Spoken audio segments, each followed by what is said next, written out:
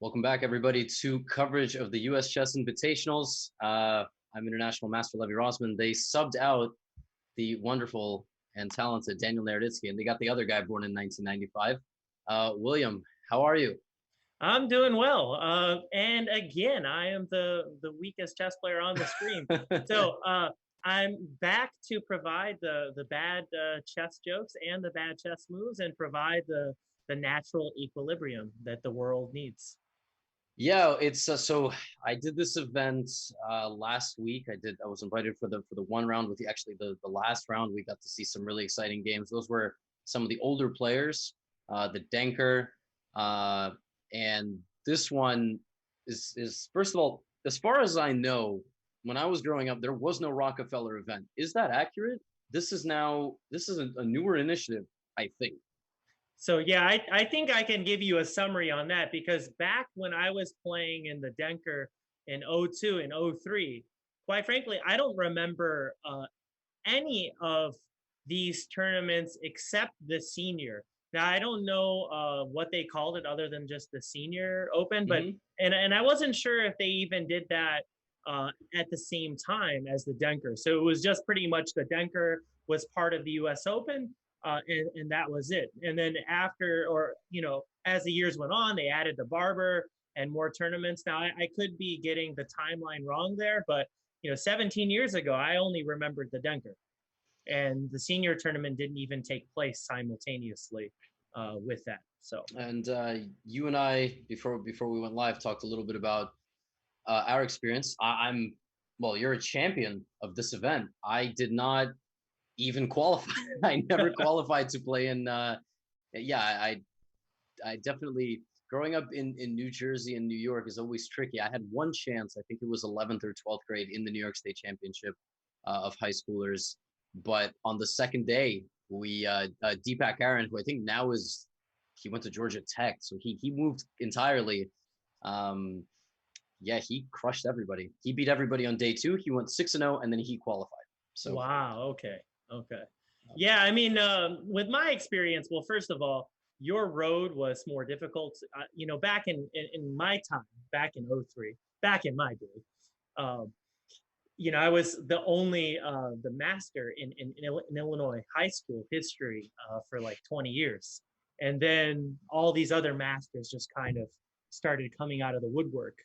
But your competition was a lot more difficult, and I would say if we switched roles, maybe you would have represented in the Denker. So yeah, I played in the New Jersey Cherry Hill Denker, and also the U.S. Open at that time. I think I got 10th, and then the next time I came back, I got first in California. that is better than the first time. Yeah. That I got a stats degree, so I'm pretty okay at that. So, whoa, what? Okay, I just saw this move get played, which is a really funny looking move. And just so we're clear for everyone that's already watching, there is one game up on our screens between Donald Johnson and Arthur Guo, in case reading is challenging. So you were covering this game right before before things happened. So give me, and I mean, if anybody who might have missed it, a little bit of background. What's the significance of this game? How's it going longer than all the others? Did the players just have difficulties reconnecting? Yeah, I'm imagining it had something to do with that. And as a matter of fact, maybe an hour ago, I thought this game was over. So I'm actually still surprised that White is fighting, and the position became a lot trickier than I thought. I claimed that Arthur would win already, but I don't know. I don't know what you think of this position, and I'm not sure what the delays are between this game and the other games. But uh, what's your assessment of this position? Yeah, I would imagine that. It's Well, crazy. yeah, assessment wise, and also I have no history because we obviously had to start from, uh, like obviously from this position given the crash, but uh, Donald Johnson, I thought was a high schooler, so 1953. It's obviously not the case, right? Because this we're talking about the Barber, which is K through 8. Who is Donald Johnson? Which state champion is Donald? I think he is from North Carolina, and I think that's what we were talking about earlier. And is Arthur Guo must be like a 2 or 3 seed? No, I mean he is an exceptionally strong player. If he's not, then that's beyond. Yeah, and he's from Georgia. That's what I see here on my list. Yes, yeah, he's an Atlanta guy. So is he a top 5 seed? He must be. Oh yeah, absolutely. I mean, when I look at the names, I think Christopher Yu is number 1 in terms of rating. Then it's Arthur. It looks like Arthur Guo is the number 2 seed. Oh, he's the 2 seed. Jason Wong I saw was also playing. Yeah, it looks like he's the 4 seed, and the number 3 seed is Maximilian Liu. Okay, yes, I think I've played Max Liu before. I think I have played Max before. So these are all players playing in the K through 8. The games in the Rockefeller, which is a kindergarten through 5th grade championship. Run me up to speed. Who are our prodigies? Who's the next Magnus? I don't know. I don't think I know a single player in 5th grade and below actually in the States, because I think Chris Yu is like 6 or 7. Well, see, that's who I was going to say. I think that's the quick answer, the common answer that most people would go with. I mean, he's just so strong. I think even a world champion, if I'm not mistaken. Yeah. And then a lot of these other guys, I'm not really familiar with their names. So I don't want to go out on a limb, but you're probably familiar with Brewington Hardaway, yes. of a big name on chesskid.com. I know he's done some stuff with Mike Klein and done some of those challenges with the audiences. So definitely a staple for the younger kids in the United States. So Brew, I think, as they call him. So he's definitely one of those up and comers. And is he from New York or not? Yeah. Yes. He is. Yes. He is from New York, which is why I know him. So those are my answers: Brewington Hardaway and Christopher Yu. Just the top seats. I'm going with the easy answers. Right. So that's actually kind of funny about Brewington, because he's, I thought, already maybe 6th or 7th, but K5 is interesting, and he's a master. He's definitely one of the youngest at the moment. And I know the chess program that he was a part of, and now I believe he plays for Spire. So Spire being one of the schools in New York City, I think if I'm my New York City chess understanding. Luckily, I didn't have any students that had to compete against him, but I taught 700s. 3 of my students did not combine into a Brewington Hardaway, but obviously he would have made quick work. I've never had a chance to play any of these kids because I don't play too much at Marshall, which is kind of the one place in New York City where you would play talented juniors, and well, they're not playing many 9-round events just yet. Okay, I think I'm gonna pull up the games here. Okay, a few games are already. Okay, games are beginning. So our games are beginning. Yeah, and it looks like we also have a prediction I made last round was Christopher Yu would draw his game against Jason Wong, and that happened. I feel like all my predictions are 100% so far, so I got to keep it going. Because earlier, Danya and I were talking about that game where he was playing and he sacrificed in exchange, and we were just talking about the practicality of it. Right. And then Jason offered him a draw, and he declined naturally. If you're going to sacrifice in exchange, you're probably going for the W. And then it turned out to be a draw anyway. So kind of interesting turn of events there. And then we still have, I guess I'm looking at these other results and still don't have some other ones. I've played both of them. I've played both Christopher Yu and Jason Wong. My experience against them is 2 draws in 2 very different ways. So against Chris Yu, he surprised me in the opening. I counter surprised him in the opening. We fought for like 40 moves. We drew. Against Jason Wong, I played him in the last round of an open tournament. I played a terrible opening. I was dead lost. I offered a draw. He accepted. So did you play them blindfolded? Did I play who? Did you play them blindfolded? No. I saw the pieces. I mean, I was probably my actual skill level at those games was blind, but yeah, I offered Jason a draw like move 15. He thought for like 5 minutes. He accepted. I was like, nice. I get out of there quick. Don't lose. But yeah, don't play the Blumenfeld gambit is the lesson that I learned. So. And the reason why I bring that up, the first time I went on Twitch and I saw you were doing blindfold. I was like, man, this guy's strong. How's he doing all this? And you were playing extremely accurately blindfolded. So you impressed me. So that kind of left a lasting impression on me.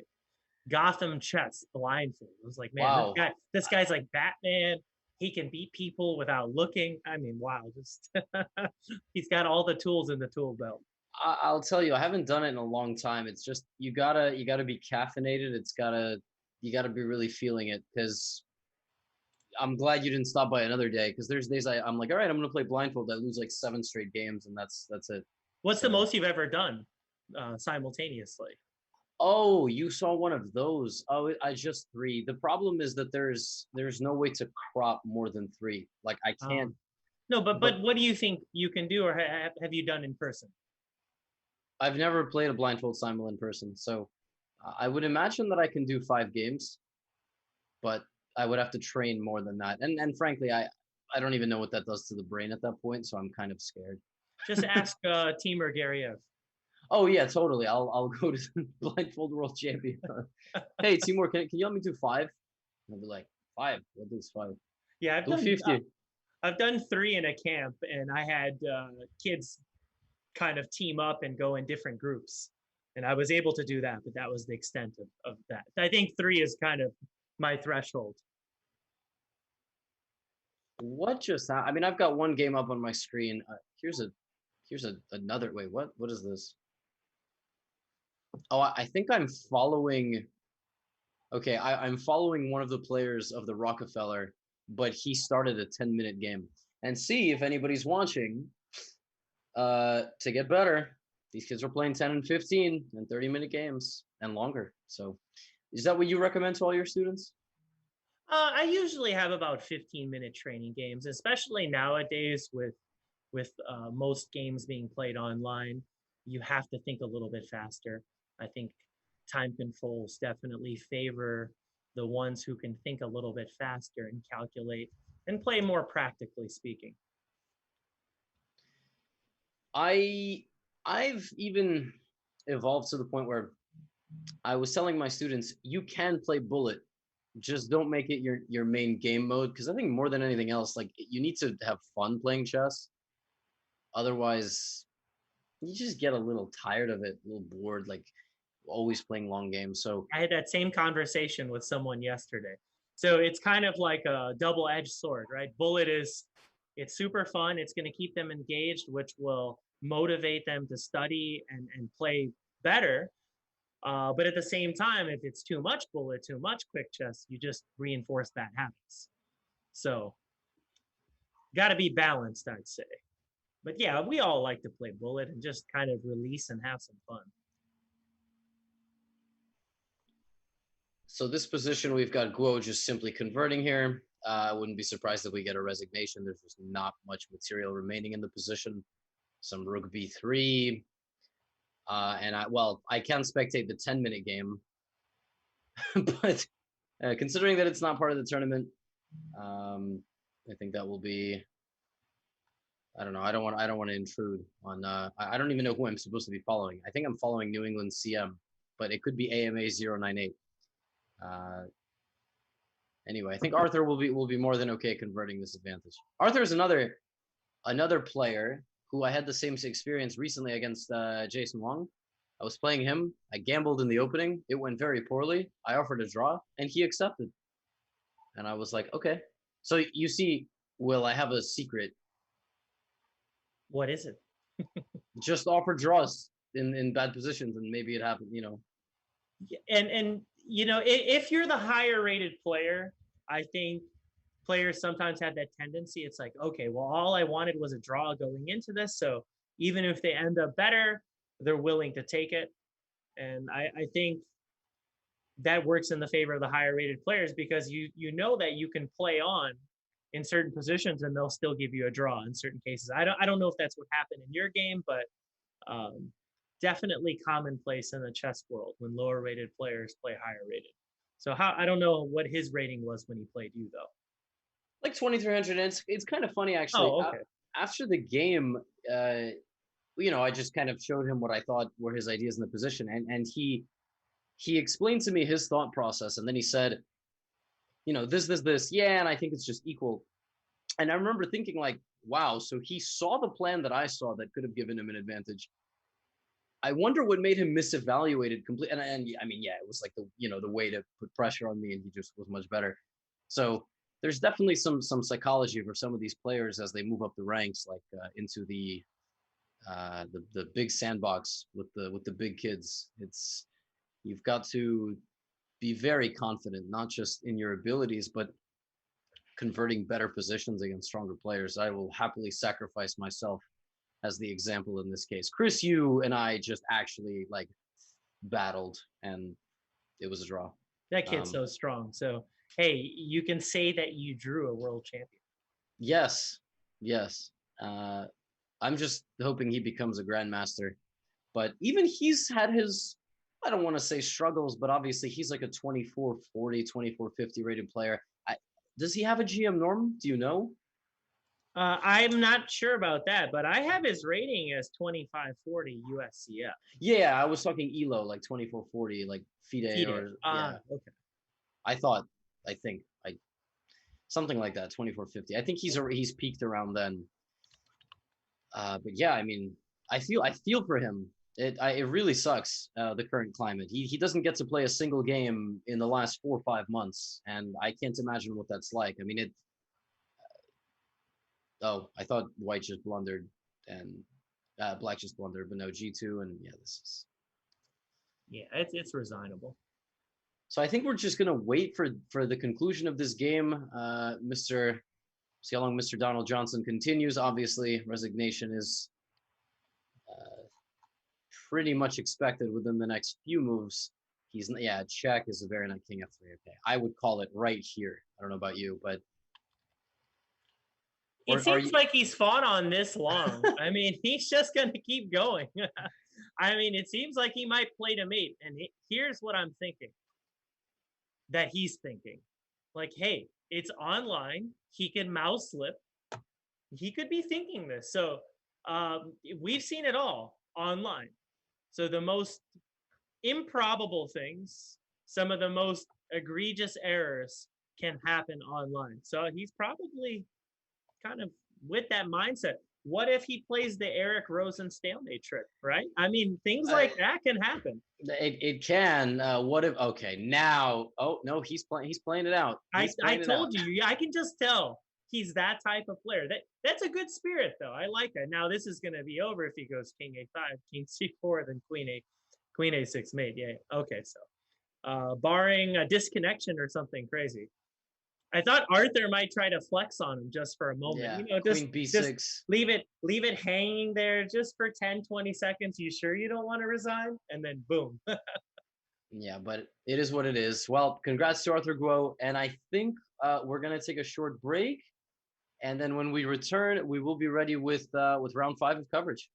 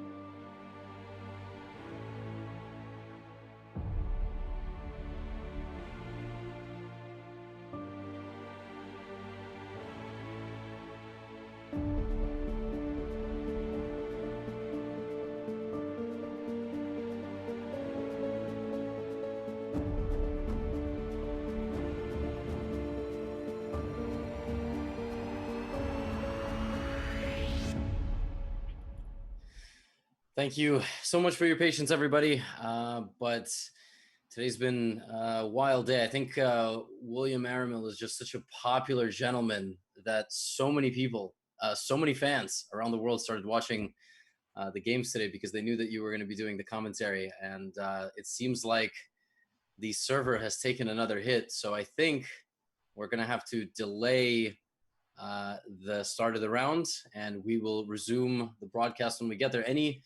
You wanna tell all your fans around the world what you causing? Well, as far as I know, you're Gotham Chess, so you're Batman. I think in terms of popularity, I pale in comparison. So I think you're responsible for the server crash. So I would like to put the blame on you. That's fair. That's fair. So you're kind of like, you know, the hero that, you know, what is that? What's that saying again?